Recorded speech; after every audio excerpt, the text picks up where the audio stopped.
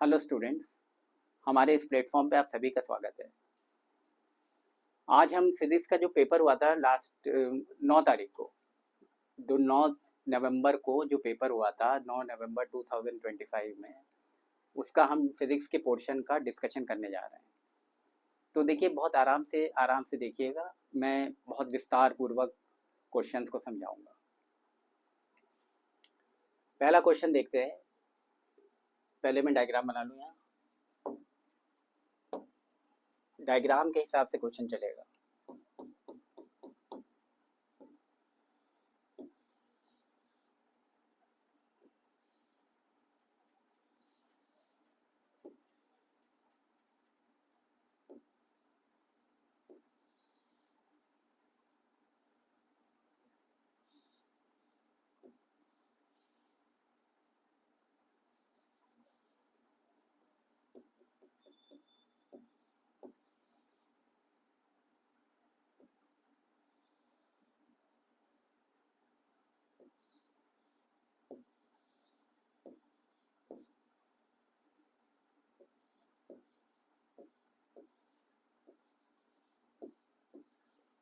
इसमें कह रहे हैं find the velocity of block B.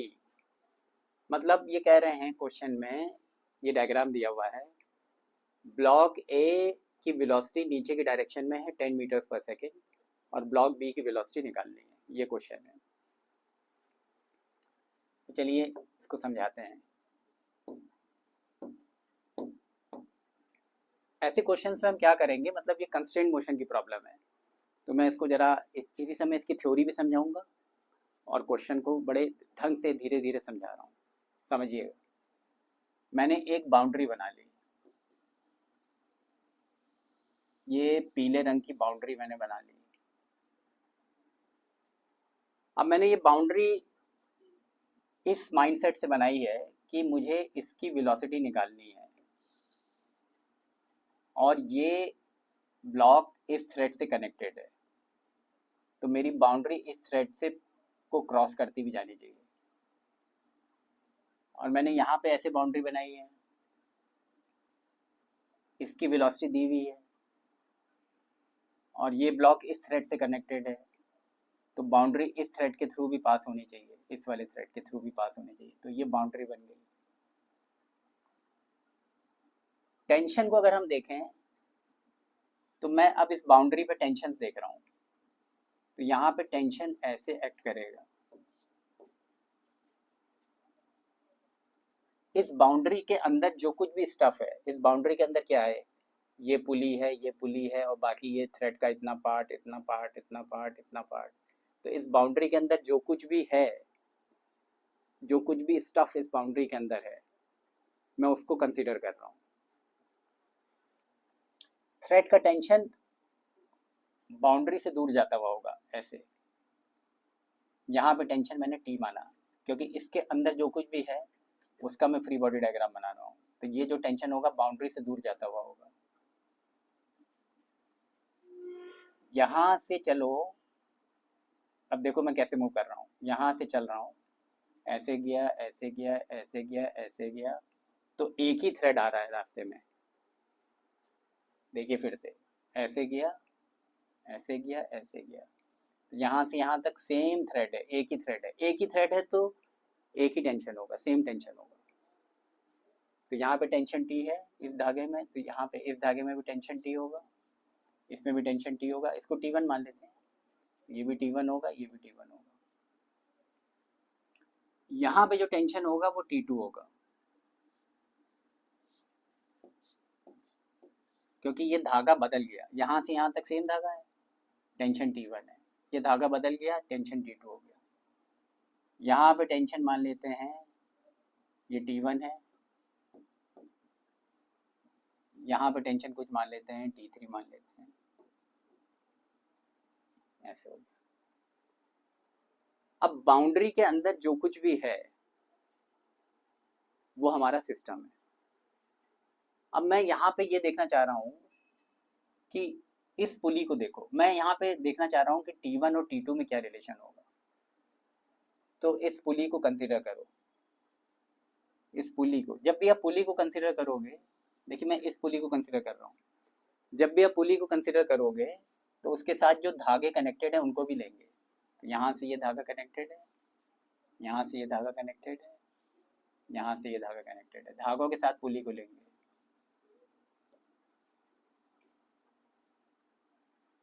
और फिर हमने यहाँ पे एक बाउंड्री बना दी ऐसे,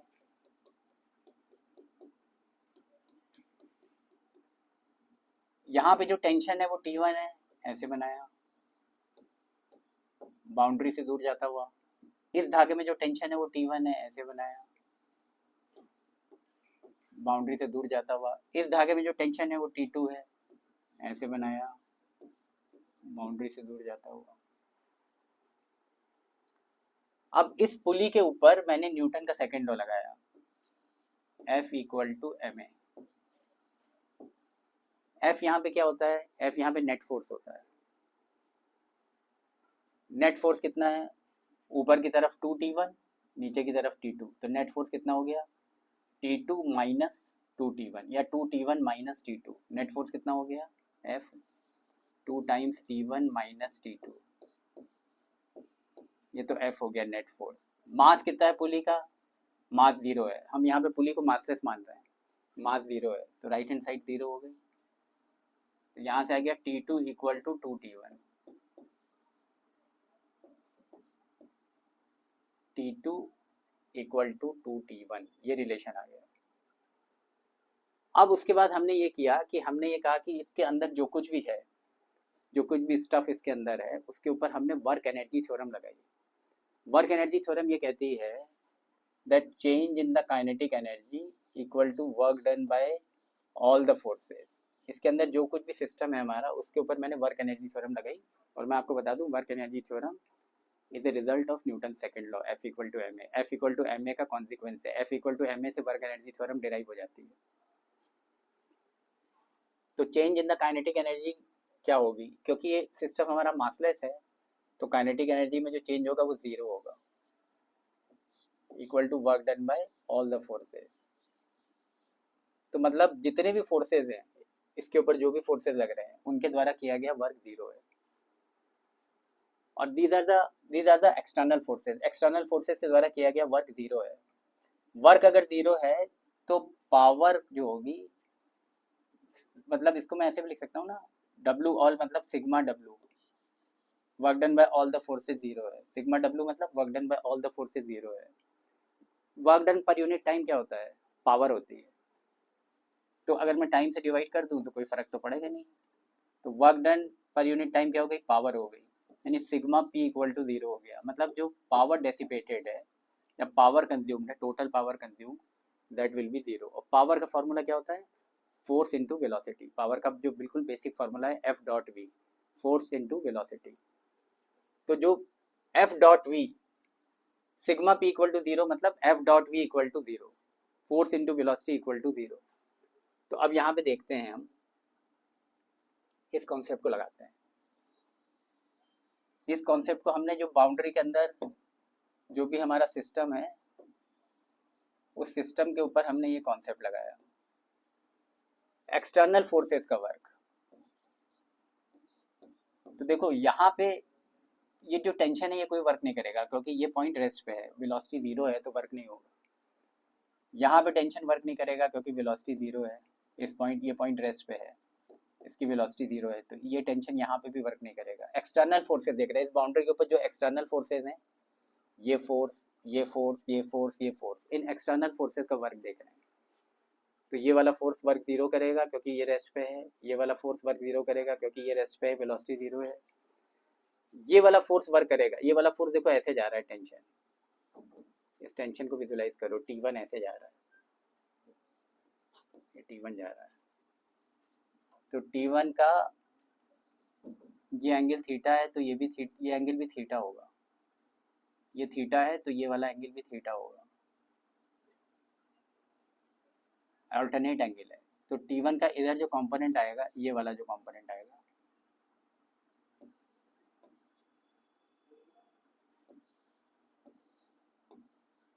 ये हो जाएगा T1 cos थीटा, और इसके परपेंडिकुलर डायरेक्शन में ये वाला जो कंपोनेंट आएगा वो होगा T1 sin थीटा। इसकी वेलोसिटी मान लो इस तरफ है, तो अब देखो ये टेंशन जो फोर्स है इसका ये कंपोनेंट T1 cos थीटा है और ये T1 sin थीटा है। अब T1 sin थीटा कंपोनेंट जो है वो वेलोसिटी के परपेंडिकुलर है। फोर्स अगर वेलोसिटी के परपेंडिकुलर है तो वर्क नहीं करता, तो T1 sin theta component will not perform any work. जो भी वर्क परफॉर्म करेगा वो T1 cos थीटा करेगा। तो T1 cos थीटा का यहाँ बाउंड्री वर्क कितना हो गया, मतलब मैं ये थ्योरम लगा रहा हूँ, सिग्मा P इक्वल टू 0, ये अभी मैंने डिराइव किया। तो यहाँ पे जो पावर कंज्यूम्ड है क्या होगी, फोर्स इंटू वेलोसिटी।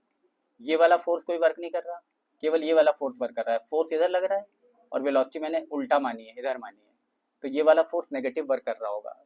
तो इसके द्वारा जो पावर कंज्यूम्ड होगी कितनी होगी, minus T1 cos theta into V B, minus T1 cos theta into V B. और यहाँ पे वर्क हो रहा होगा, यहाँ पे टेंशन कितना है, फोर्स कितना है T2, पावर कंज्यूम कितनी होगी, फोर्स इंटू वेलोसिटी, यानी T2 इंटू यहाँ पे जो वेलोसिटी है 10 इक्वल टू 0।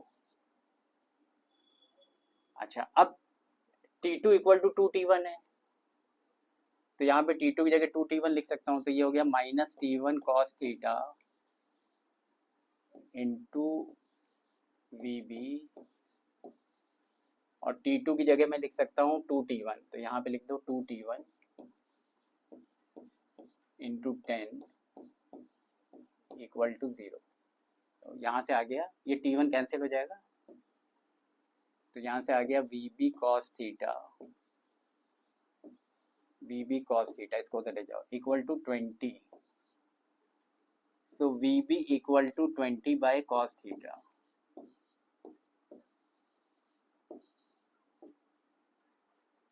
और देखो क्वेश्चन में उन्होंने ये एंगल 37 डिग्री दिया हुआ है, ये वाला एंगल जो है,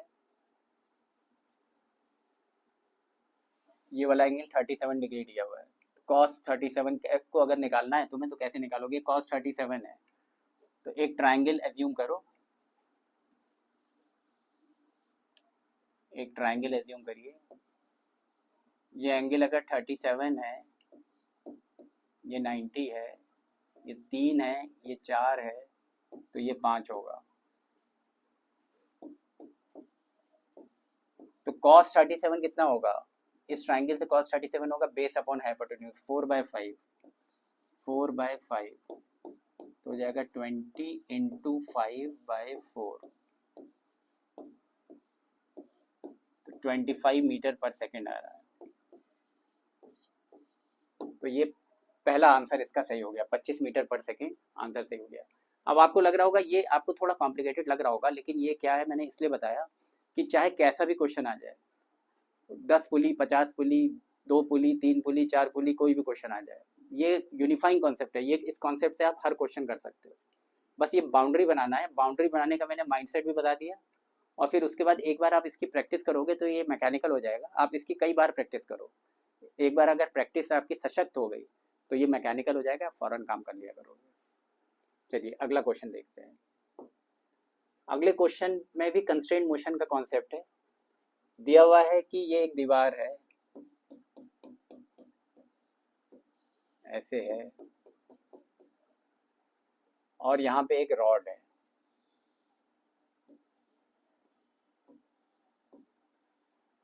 रॉड का ये एंड, ये रॉड है, ये दीवार है, ये फ्लोर है, ग्राउंड है। इसका नाम उन्होंने दे दिया ए, इसका नाम दे दिया बी, और कह रहे हैं कि एंड ए नीचे की तरफ आ रहा है यू स्पीड से, यू स्पीड से ये नीचे की तरफ आ रहा है। और पता क्या करना उन्होंने, the velocity of end A, find out the velocity of end B, B की वेलोसिटी निकालनी है हमें, एंड बी की वेलोसिटी निकालनी है। ये एंगल थीटा दिया हुआ है, इस इंस्टेंट पे जब ये एंगल थीटा है, इस इंस्टेंट पे हमको बी की वेलोसिटी निकालनी है।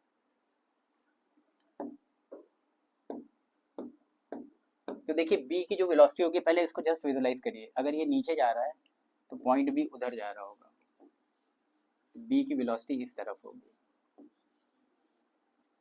इसको मैंने आगे प्रोड्यूस किया, ये एंगल अगर थीटा है तो ये भी थीटा होगा, सामने का वर्टिकली अपोजिट एंगल्स दोनों बराबर होंगे। अब ऐसे क्वेश्चन में माइंडसेट क्या होता है, जैसे रिजिड रॉड है, ये रॉड है तो ऑब्वियसली ये रिजिड होगा। रिजिड होगा मतलब इसके, ये मान लीजिए रॉड है, रिजिड होगा मतलब इसका ये एंड और ये एंड, इन दोनों एंड्स के बीच की जो दूरी होगी वो चेंज नहीं होगी। दोनों एंड्स के बीच की दूरी इनवेरिएंट होगी, चेंज नहीं हो सकती। तो अब आप देखिए, ये एंगल अगर 90 है, ये थीटा है, तो ये 90 माइनस थीटा होगा।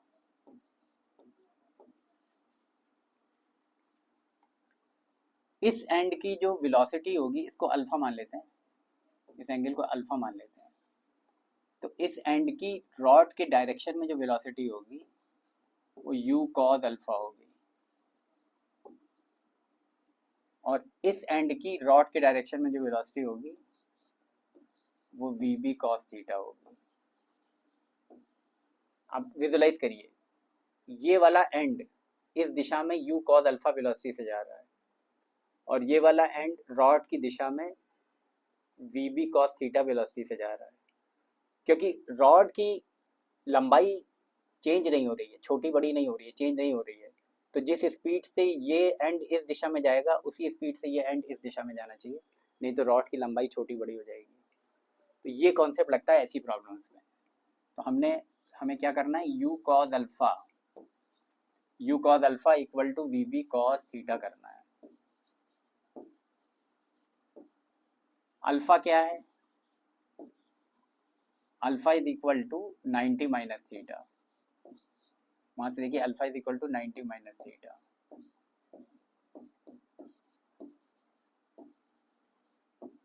यानी cos 90 माइनस थीटा कितना होगा, साइन थीटा।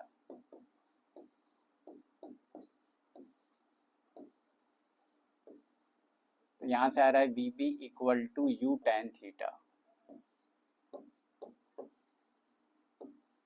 तो ये आंसर हो गया u tan थीटा, vb हो गया u sin theta by cos theta. मैंने एक स्टेप इसमें जल्दी लिख दिया है, अब ऐसे समझ लो, vb equal to u sin theta by cos theta, sin theta by cos theta tan theta, तो u tan थीटा हो गया आंसर। चलिए हो गया। अगला क्वेश्चन देखिए, अगला क्वेश्चन है क्वेश्चन नंबर 3।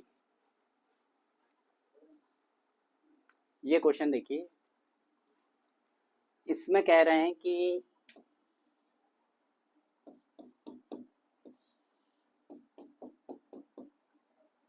एक पुली है इधर, और यहाँ पे एक ब्लॉक है, यहाँ से हमने फोर्स लगाया F,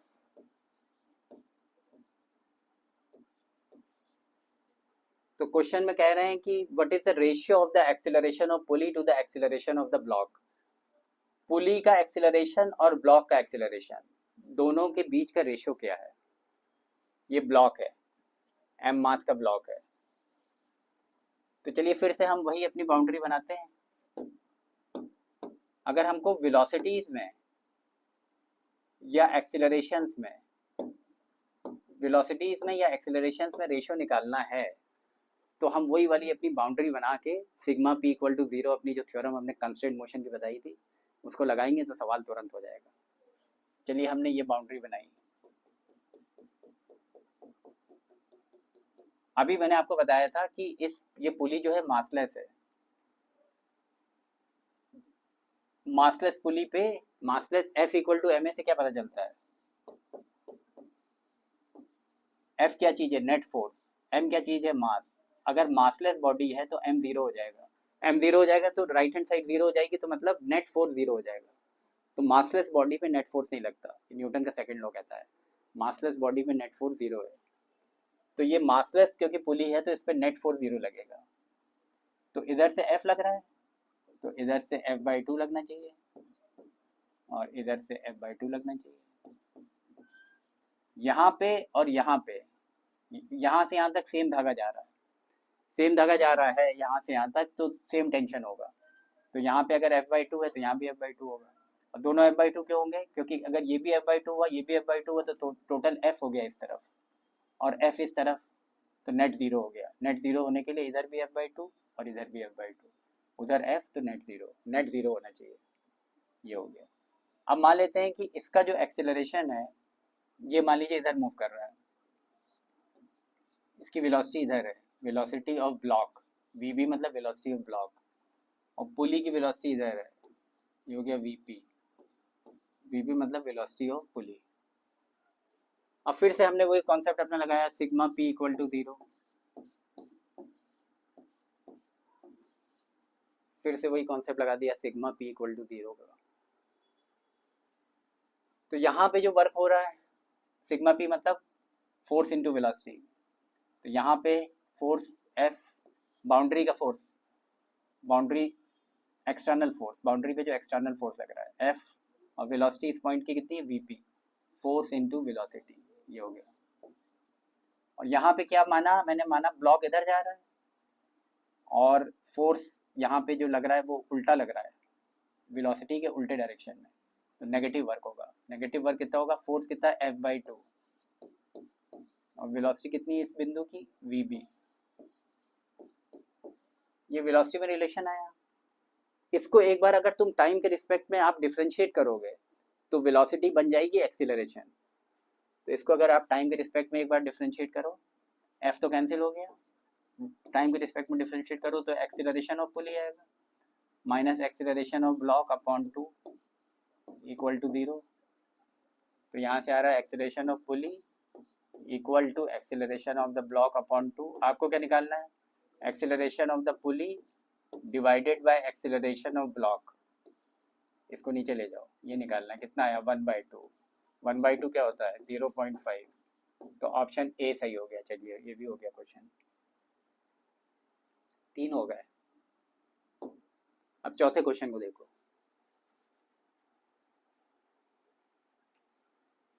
चौथे में ये डायग्राम बना हुआ है, इस डायग्राम को रेफर करिए। ये है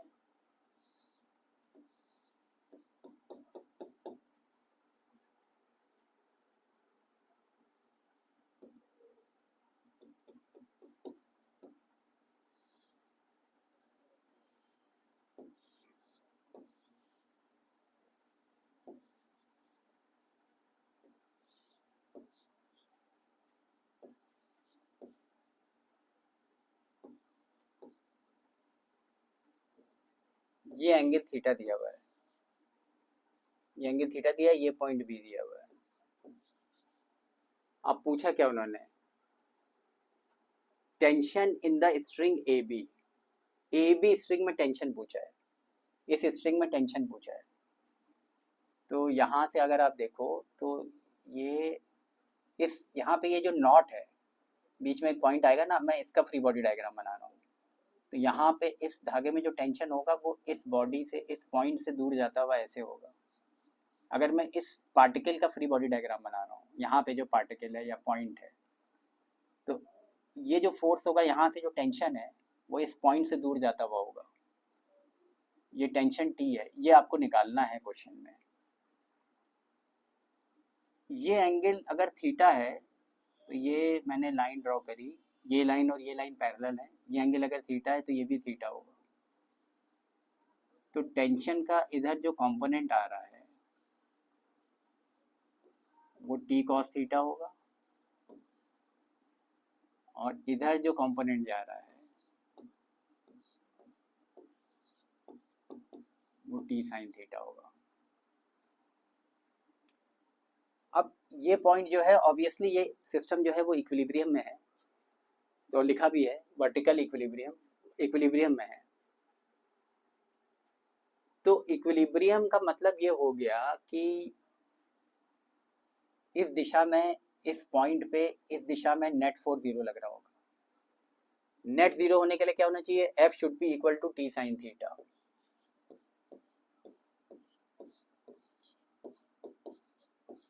टी निकालना है तो टी कितना हो गया, F अपॉन साइन थीटा। तो F by sine theta answer हो जाएगा, इसका दूसरा आंसर है। अगला question, question number 5। Question number 5 में डायग्राम बना हुआ है M1 M2 M3, M1 M2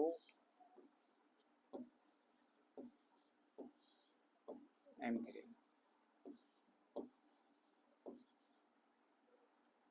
नीचे ग्राउंड है, यहाँ से हम फोर्स लगा रहे हैं T3 equal to 60 Newton, M1 equal to 10 kg, इसका मास दिया हुआ है 10 kg, M2 20 kg and M3 30 kg, ये मासेस दिए हुए हैं। आपको निकालना क्या है, आपको निकालना है the tension T2, the tension T2 निकालना है, यहाँ पे टेंशन निकालना है। उन्होंने माना है यहाँ पे टेंशन T1 है और यहाँ पे T2 है। मतलब क्वेश्चन ये है कि ये 3 ब्लॉक्स हैं, ये दोनों ब्लॉक्स एक धागे से कनेक्टेड हैं और ये दोनों ब्लॉक्स दूसरे धागे से कनेक्टेड हैं। इस धागे में टेंशन T1 है, इस धागे में टेंशन T2 है। सिस्टम के ऊपर एक बाहर से एक्सटर्नल फोर्स 60 न्यूटन का लग रहा है और जो ये सरफेस है वो फ्रिक्शन लेस है, यहाँ कोई फ्रिक्शन नहीं है। बाहर से एक 60 न्यूटन का फोर्स लगा रहे हैं, तो ऑब्वियसली अगर आप इस पे 60 न्यूटन का फोर्स इधर लगाओगे और फ्रिक्शन है नहीं तो पूरा सिस्टम उधर ही भागेगा। तो सिस्टम का जो एक्सीलरेशन होगा वो राइट की तरफ होगा, ये एक्सीलरेट कर रहा है सिस्टम। अब हमने ये किया कि पूरे को एक सिंगल सिस्टम मान लिया, पूरे को एक सिंगल सिस्टम मान लो, एंटायर सिस्टम एक सिंगल सिस्टम मान लो। क्यों सिंगल माना? क्योंकि तीनों ब्लॉक्स एक साथ मूव कर रहे हैं। अगर 2 बॉडीज या 3 बॉडीज या बहुत सारी बॉडीज एक ही एक्सीलरेशन से, एक ही वेलोसिटी से मूव कर रही हैं, एक साथ ही मूव कर रही है, एक वेलोसिटी से मूव कर रही हैं, तो हम पूरे को एक सिंगल सिस्टम मान सकते हैं, वो कन्वीनियंट रहता है। तो हमने इस पूरे को एक सिंगल सिस्टम मान लिया और इस सिंगल सिस्टम पे जो बाहरी फोर्स लग रहा है बाहर से, इस पूरे को एक सिंगल सिस्टम मान लिया। इस पे जो बाहर से फोर्स लग रहा है वो T3 है और फिर हमने इस पूरे सिंगल सिस्टम पे F इक्वल टू ma लगा दिया। F जो है वो एक्सटर्नल फोर्स है जो कि 60 न्यूटन है। m जो है पूरे सिस्टम का मास है। पूरे सिस्टम का मास कितना होगा? 30 प्लस 10 40, 40 और 20 60, 30 20 50 10 60, 60 ए। यहाँ से a कितना आ रहा है? 1 मीटर पर सेकेंड स्क्वायर। मतलब एक्सीलरेशन को याद कर लो, एक्सीलरेशन आ रहा है 1 मीटर पर सेकेंड स्क्वायर का एक्सीलरेशन है सिस्टम का। अब हमने क्या किया, हमको क्योंकि T2 निकालना है, T2 निकालने के लिए इस ब्लॉक पे आ जाओ, M3 को देखो, इस पे एक फोर्स ऐसे लग रहा है 60 न्यूटन, T3 लग रहा है इधर से 60 न्यूटन और इस पे टेंशन लग रहा होगा इधर, क्योंकि जो धागे का टेंशन होता है वो बॉडी से दूर जाता है और सिस्टम एक्सीलरेट हो रहा है इधर। इस पे न्यूटन का लॉ लगाओ, F equal to ma। F यहाँ पे नेट फोर्स है, नेट फोर्स कितना हो जाएगा? 60 माइनस T2। मास कितना है M3 का? 30, A कितना? 1, तो T2 कितना हो गया? 60 माइनस 30 कितना हो गया? 30 न्यूटन। तो ये 30 न्यूटन आंसर हो गया, इसका थर्ड आंसर है। तो ये वाला क्वेश्चन भी निपट गया। तो हमने we have done 5 questions today. और पहले वाले क्वेश्चन में क्या हुआ कि थोड़ा टाइम लग गया क्योंकि मैंने थ्योरी बहुत अच्छे से समझाई थी, तो थोड़ा टाइम लग गया है। तो पहले इतने क्वेश्चंस आज हमने कर दिए और इसको इस सिलसिला जारी रहेगा और अगले लेक्चर में और ज़्यादा ही कर दूँगा और ये धीरे धीरे हम लोग इसको पूरा कंप्लीट करेंगे। तो आई होप आपको अच्छा लगा होगा और टेस्ट का डिस्कशन जारी रहेगा, आज के बाद भी जारी रहेगा। I hope you enjoyed the lecture. Thank you very much for this wonderful interaction. Have a nice day. Bye.